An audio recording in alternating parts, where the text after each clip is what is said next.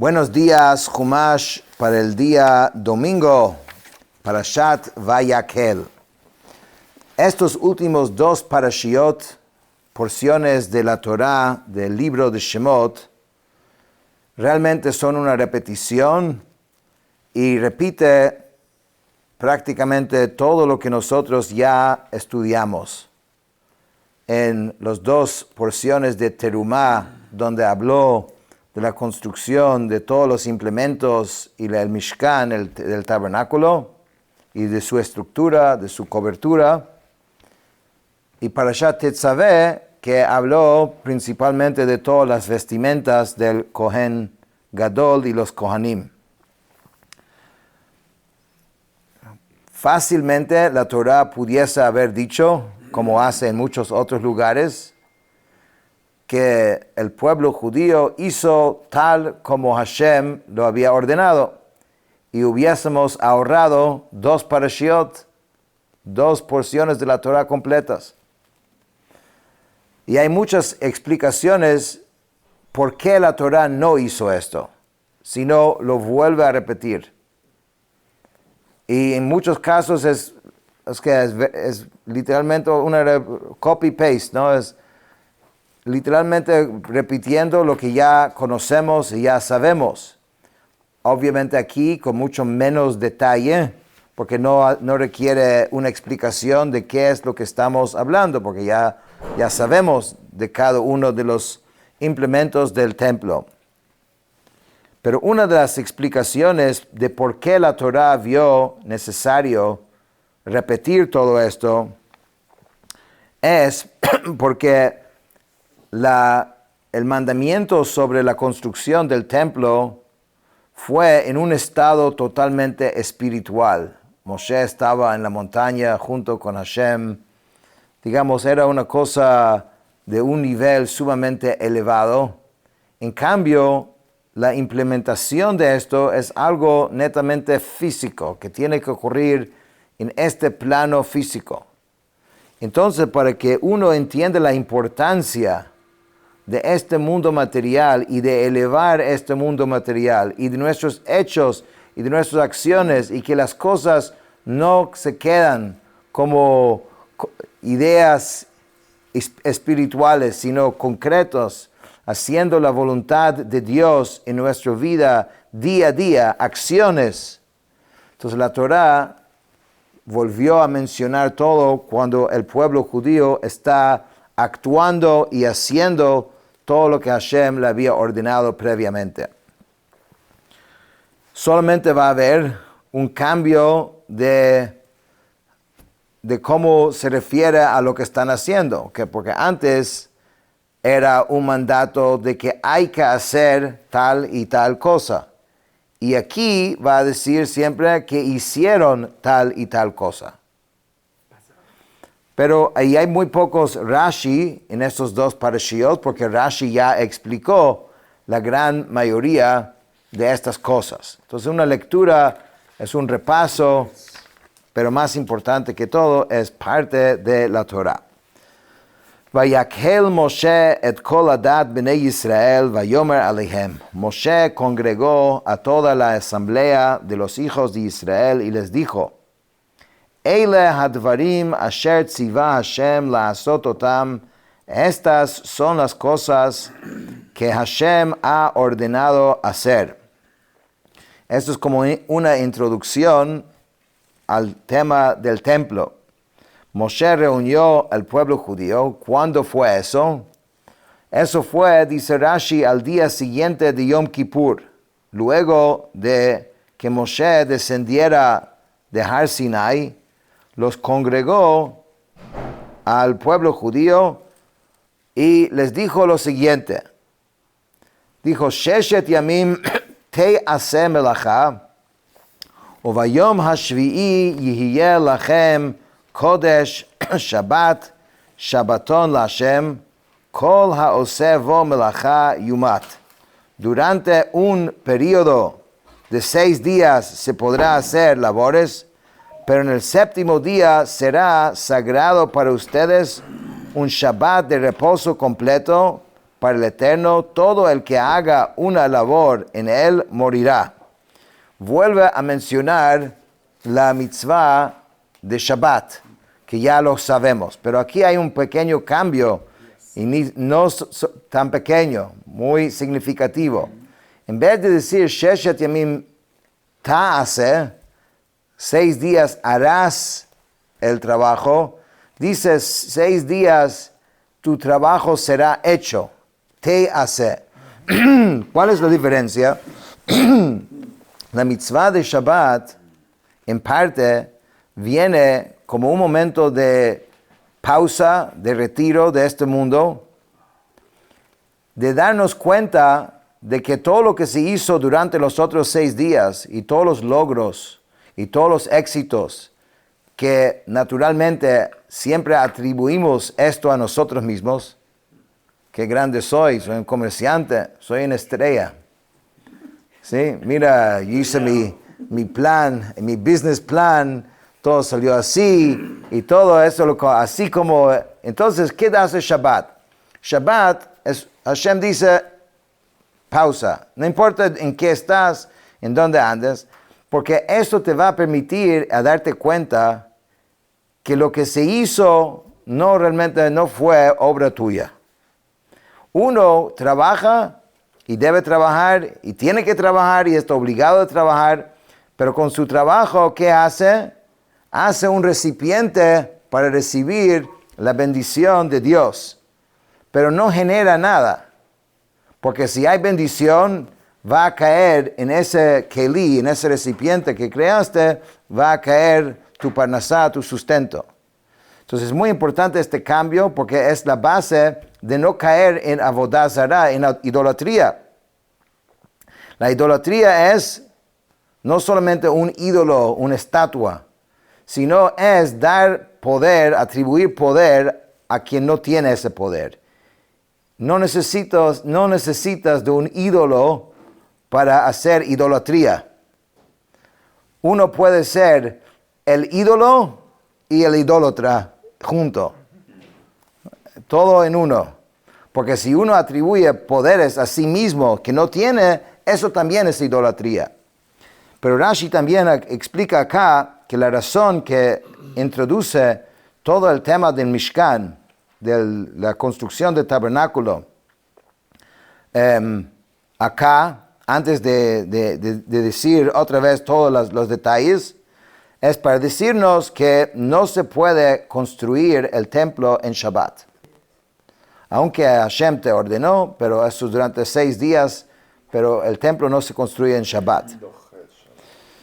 Además que nosotros sabemos que los 39 melachot, los 39 trabajos que son prohibidos de hacerlos en Shabbat, son las mismas 39 trabajos con que se hizo el Mishkan, el tabernáculo.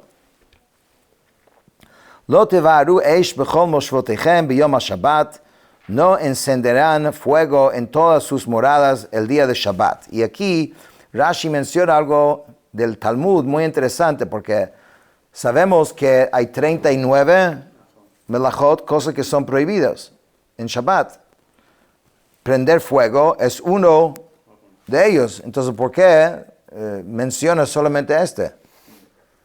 Porque es diferente. Entonces, trae que hay una discusión en el Talmud por qué esto fue como sacado del grupo de los 39. Y dice que una de las opiniones es por qué el castigo por hacer es diferente que los demás. Eso se trata como un lav, como una prohibición negativa, mientras que los otros tienen la pena de muerte. Entonces es diferente. Y otros que opinión dice que fue excluida de la categoría general para hacer una distinción entre cada labor, que quiere decir que si en Shabbat uno comete varias transgresiones, cada uno es una transgresión por sí aparte. Vayomer Moshe el kol hadat bnei Yisrael leimor, ze hadavar asher tziva Hashem leimor. Moshe habló con toda la asamblea, a toda la asamblea de los hijos de Israel, diciendo, esta es lo que Hashem ordenó, asher tzivah Hashem lemor. Kejume itchem truma la Hashem, tomen de ustedes una porción separada para Dios. Kol nediv libo yivieha et trumat Hashem zahav vachesef unechoshet. Todo generoso de corazón traerá la porción separada al Eterno, oro, plata y cobre, eso ya lo vimos, ¿no? Utechelet, vagamam, betolat shani, veshesh veizim, lana turquesa, lana púrpura, lana carmesí y lino, bellocino de cabra, veorot elim meadamim, veorot hashim vatzei shitim, pieles de carnero teñidas de rojo y pieles de tejashim, madera de acacia, veshemen la maor, aceite para las luminarias, uvesamim leshemen hamishcha veliktoret hasamim, aceite para las luminarias y especias para el aceite de unción y para el incienso de especias. Ve'avnei shoham ve'avnei miluim la'efod ve'lachoshen, piedras de onix y piedras de engaste para el efod y para el pectoral. Entonces, otra vez, esa es la lista de 13 o 15, depende cómo lo quieres contar, cosas que fueron anunciadas que se podían donar al templo, pero ahora realmente hay que traerla. Antes era, diles que estas son las cosas, ahora es, mira, ahora hay que bajarse, ¿no? V'chol chacham lev, Bachem yavo v'yasu et kol asher tzivav Hashem. Todo sabio de corazón de entre ustedes vendrá y hará todo lo que el Eterno ha ordenado.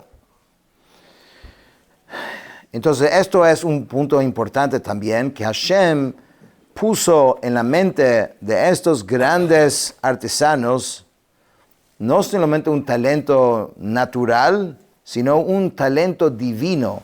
Porque realmente para poder fabricar y hacer todo esto de la forma que Hashem había indicado, tenía el Espíritu de Dios que Hashem dio a estas personas, principalmente a los dos que son Betzalel y Oholiab, pero habían más también.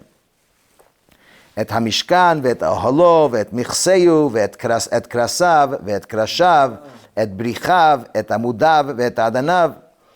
El techado del tabernáculo, su tienda, su cobertura, sus ganchillos de sus maderos, su barra, sus pilares, sus bases.